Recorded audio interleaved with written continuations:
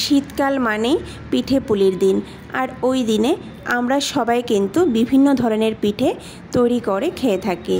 আর তার মধ্যে একটি হলো চন্দ্রপুলি পিঠা।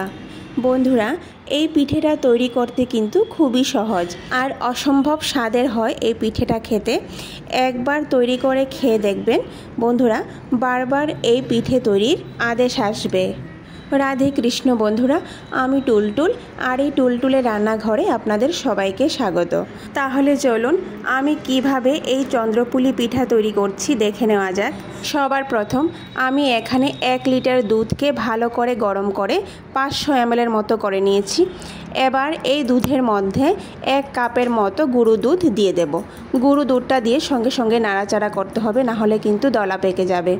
এবার মাঝারি আঁচে একটু পরপর দুধটাকে নাড়াচাড়া করে শুকিয়ে নেব।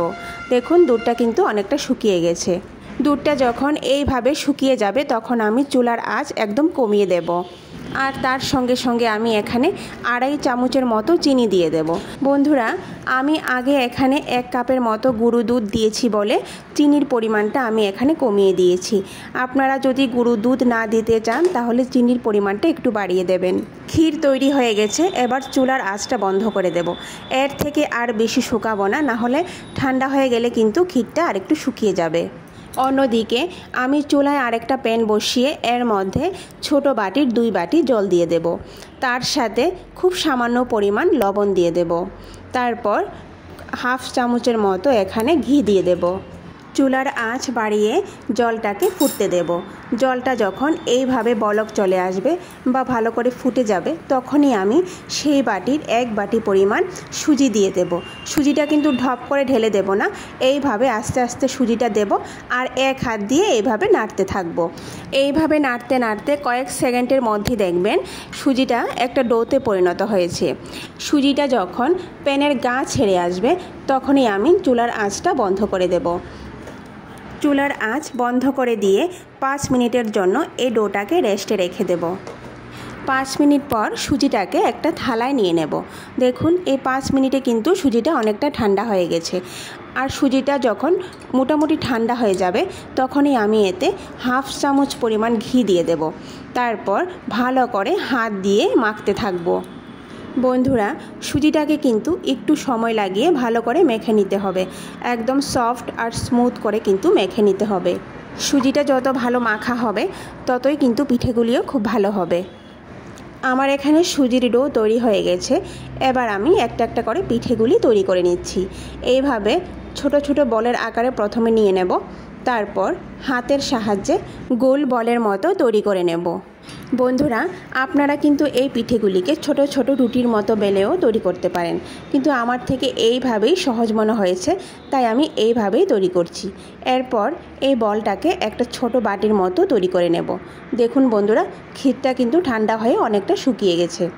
এবার কিছুটা পুর সেই বাটির মধ্যে নিয়ে নেব।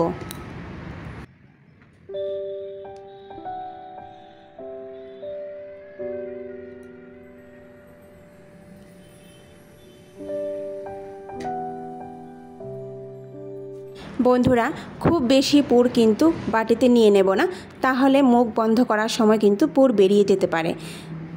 এবার বাটির মুখটা ভালো করে বন্ধ করে দেব আর হাতের সাহায্যে এইভাবে ভালো করে গোল করে নেব। তারপর আমি এই বলের সাইডের দিকে এইভাবে একটু চ্যাপ্টা করে নেব। চ্যাপ্টা করার পর আমরা পুলি পিঠের মধ্যে যেইভাবে ডিজাইন দিয়ে থাকি সেই একই রকম এই পিঠের মধ্যেও ডিজাইন দিয়ে দেব।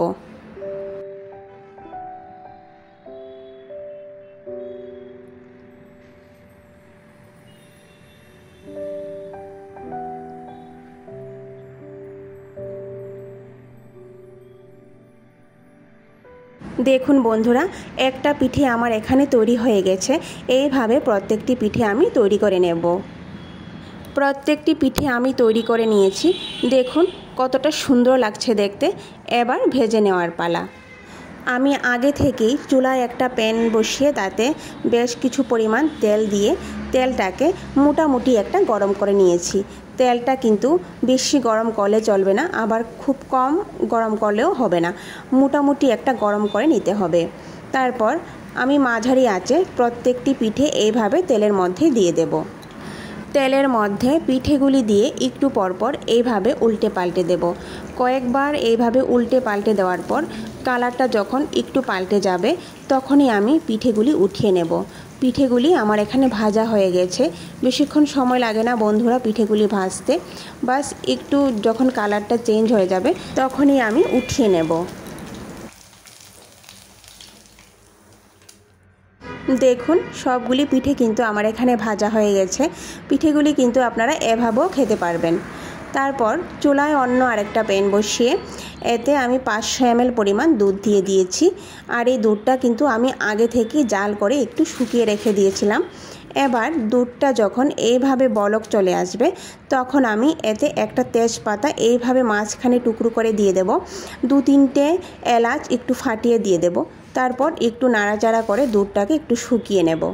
তার সঙ্গে আমি এখানে 3 চামচ পরিমাণ চিনি দিয়ে দেব। মিষ্টিটা কিন্তু আপনারা এখানে কমিয়ে বাড়িয়েও দিতে পারেন। এবার মাঝারি আঁচে এইভাবে নাড়াচাড়া করে দুধটাকে 10 মিনিটের মতো শুকিয়ে নেব। তারপর দুধটা যখন মোটামুটি ঠান্ডা হয়ে যাবে আর পিঠেগুলিও যখন একটু ঠান্ডা হয়ে যাবে তখনই আমি দুধের মধ্যে পিঠেগুলি দিয়ে দেব। দিয়ে আধা ঘন্টার মতো এইভাবে ঢেকে রেখে দেব। আধা ঘন্টা পর আমি পিঠেগুলি দুধ থেকে উঠিয়ে রেখে দেব। তারপর একটি থালার মধ্যে এইভাবে পরিবেশন করে নেব। তো বন্ধুরা ভিডিওটি সম্পূর্ণ দেখার অনুরোধ রইল। আর ভিডিওটি যদি ভালো লেগে থাকে তাহলে সবার শেষে লাইক, শেয়ার আর সাবস্ক্রাইব করে দেবেন। নমস্কার, আজকে এই পর্যন্তই। কথা হবে আবারও পরের ভিডিওতে।